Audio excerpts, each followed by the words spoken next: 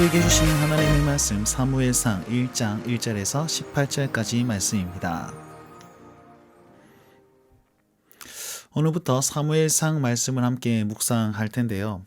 사무엘상 1장부터는 그 배경에 대해서 먼저 설명을 하고 있습니다. 이 배경이 어디냐? 바로 이 사건이 일어났던 데가 바로 에브라임 산지다라고 얘기를 하고 있습니다. 에브라임 산지라는 그 지명은요, 굉장히 중요한 어떤 메시지를 던지는데요. 이 시대가 어느 시대였냐? 바로 사사시대 말기란 말입니다. 사사시대 말기라는 것은 진짜 이스라엘 백성들이 타락하여서 엄청나게 타락한 그 시대를 말하고 있습니다. 그 사사기 20장 21장에 보면 에브라임 산지에서 어떤 일이 일어나느냐, 에브라임 산지에서 미가 선지자, 거짓 선지자가 뭐 이렇게 우상 가지고 막 티격태격하고, 또 이제 레위 사람이 그 첩을 두고 다녔는데 첩이 뭐 강간을 당해가지고 그 뭐 토막 살인 사건을 내서 각 지파별로 다 보내고, 뭐 그다음에 베냐민 민족이 다 이제 몰살 당하고 막 그런 얘기들이 나온단 말이에요. 성직자마저도 타락하여서 하나님을 뜻을 보기는커녕 하나님께 더 가까이 나아가지도 못하고 하나님을 부인하고 자기 마음대로 살아가는, 그 자기 소견에 옳은 대로 살아가는 그 극치를 보여주는 것이 바로 사사시대 말기였단 말입니다. 그리고 그 사건이 일어났던 그 에브라임 산지에 이 엘가나라는 사람이 살았다라는 것을 얘기를 하고 있습니다. 그리고 이렇게 암울한 시대였다라는 사실을 알려주는 것 하나가 또 이런 말씀이 있습니다. 엘리의 아들 홈리와 비나스가 제사장으로 있었던 때다라고 얘기하고 있습니다. 내일 말씀, 그 다음에 그 2장 말씀에 보시면 홈리와 비나스가 얼마나 타락한 자인지를 알려주고 있는데요. 내일 말씀이 아니군요. 아무튼 제사장마저도 타락하였고, 엘리도 제사장이었는데 그 엘리의 제사장이 눈이 멀었고 참 하나님의 뜻을 분별하기 어려웠다라는 것도 이제 알 수 있습니다. 오늘 본문 말씀에서도 그것을 조금 알 수 있는 장면이 나오는데 바로 이것입니다. 한나가 기도할 때에 엘리가 한나를 보고 기도 열심히 하네라고 보지 않고 왜 저 여자는 취해가지고 지금 여기서 이러냐라고 얘기를 한단 말이에요. 정말 애써서 기도하는 그 성도를 보면서 취했다고 얘기하는 그 영적 어두움의 모습들이 여기서 나타난다는 것입니다. 자, 이런 상황과 이런 시대에 엘가나라는 가정을 소개를 딱 하는데 1절 말씀에 보면 엘가나를 쭉 누구의 자손이고 누구의 현손이며 뭐 누구의 손자고 막 이 얘기를 합니다. 엘가나라는 사람은 특별히 어떤 잘난 집안의 뭐 이렇다기보다는 그냥 이 시대에 뭐 이제 평이한 사람이었는데 그래도 부끄러움이 없는 그런 집안이었습니다. 그러나 단 하나 흠이 있었다면 그에게 부인이 불임이었다는 것입니다. 불임의 여인 한나가 거기에 있었다라는 것입니다. 이게 무슨 말이냐면 이 당시에는요, 아내가 아이를 못 낳는다 그러면 남편의 죄가 있거나 아내의 죄가 있거나 아니면 집안에 죄가 있거나 하나님께 저주를 받았거나 뭐 이런 쪽으로 해석을 했단 말이에요. 굉장히 지탄받는 그런 가정이었다라고 생각할 수 있습니다. 한나라는 뜻은 매력적이라는 그 뜻을 가지고 있습니다. 한나는 매력적이고 그런데 그 아이를 가지지 못하는 불임의 상태였고, 그래서 엘가나가 했던 행동은 무엇입니까? 브닌나라는 첩을 두었단 말이에요. 시바지라는 것입니다. 브닌나라는 뜻은 다산이라는 뜻입니다.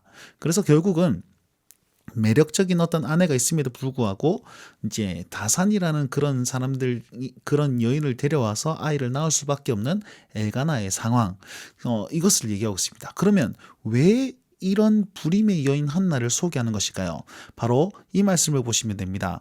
그러나 여호와께서 그에게 임신하지 못하게 하였다 그랬습니다. 누가요? 여호와께서. 그걸 두 번이나 말씀하고 있습니다.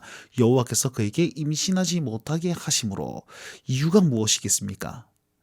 한나를 여호와께서 임신하지 못하게 하심으로 지금 이 시대, 사사시대가 바로 불임의 시대다라는 사실을 증명해 보이고 있는 것입니다. 이 가정을 통해서 정말 정상적인 가정이지만 그럼에도 불구하고 생명이 없고 생명을 낳을 수 없는 그 가정을 딱 보이시면서 지금 이 시대가 바로 이런 시대다라고 말씀하고 있는 겁니다. 자, 그러면 이 시대를 어떻게 벗어날 수 있습니까? 한나는 여호와께 기도하는 것을 택했습니다. 마음이 괴로워서 기도했는데 통곡하고 소원하고 오랫동안 기도했다라고 오늘 본문에서는 확인할 수 있습니다. 그것을 보고 엘리 제사장이 허허 너 취했구나라고 얘기했더니 어, 이 여종은 취한 것이 아니다. 마음이 괴로워서 그렇다라고 얘기하면서 자기를 변호합니다. 그랬더니 이 엘리 제사장이 평안히 가라. 이스라엘의 하나님이 네가 기도하여 구한 것을 허락하시기를 원하노라 하고 축복해 줍니다. 그랬더니 오늘 본문 마지막 절에 이 한나가 당신의 여정이 은혜 있기를 원하나이다 하면서 가서 이제 먹고 얼굴에 다시는 근심의 빛이 없었다 이렇게 얘기합니다. 자, 보십시오. 이 한나의 소망은 어디에 두었습니까? 현실에 두었던 건 아닙니다. 아들을 낳은 것 아니잖아요. 근데 기도했고 복을 입었습니다. 그냥 축복을 들었습니다. 그런데 다시는 근심이 비쳤고 믿음으로 나아갔다라는 겁니다. 전적으로 하나님을 의지했다는 그 모습, 기도했는데 안 믿고 그냥 에이구 뭐 기도했는데 막 되겠나 이렇게 하는 게 아니고 진짜로 기도하고 말미암아 이제 받은 줄 믿고 살아가는 그 모습이었단 말입니다. 전적으로 하나님을 의지하는 모습을 여기서 볼 수 있습니다. 한나, 불임의 한나가 하나님께 기도한 것, 그것이 이스라엘 백성들이 해야 될 유일한 소망이었다라는 것을 알려주고 있습니다. 불임의 시대의 해결책은 무엇이었습니까? 바로 하나님을 전적으로 의지해야만 한다라는 사실을 한나를 통해서 알려주고 있는 것입니다. 자, 지금 이 시대도 어떻습니까? 우리는 불임의 시대, 생명과 소망이 없는 시대를 여전히 살아가고 있죠. 그때의 해결책은 무엇입니까? 바로 하나님을 전적으로 의지하고 붙드는 것입니다. 이걸 기억하십시오. 그리고 또 하나 묵상해 볼 것이 있습니다. 한나는 시대를 두고 기도하지 않았습니다. 개인의 그 마음의 괴로움을 가지고 하나님 앞에 기도했습니다. 그런데 하나님은 어떻게 받으십니까? 그 개인의 기도를 시대를 변화시키고 시대를 바꾸고 불임의 시대에서 생명의 시대로 바꾸는 기도로 들어 쓰신다는 것입니다. 이것이 우리에게 얼마나 큰 위로와 소망이 됩니까? 오늘 나의 기도가 나의 힘듦으로 말미암아 하나님을 전적으로 의지했을 뿐인데 그 의지함으로 말미암아 하나님께서 놀라운 일들을 행하신다라는 것을 기억하시면서 기도의 자리를 삼으셨으면 좋겠습니다. 이 말씀을 기억하십시오. 사사시대 같은 우리 불임의 시대를 살아가고 있습니다. 이 시대의 타락을 두고 여러분 아파하며 회개하는 하루를 보냅시다. 신문 기사를 보고 아니면 뉴스를 보고 아니면 어떤 소식을 들었을 때 아하 내가 회개해야 되겠구나.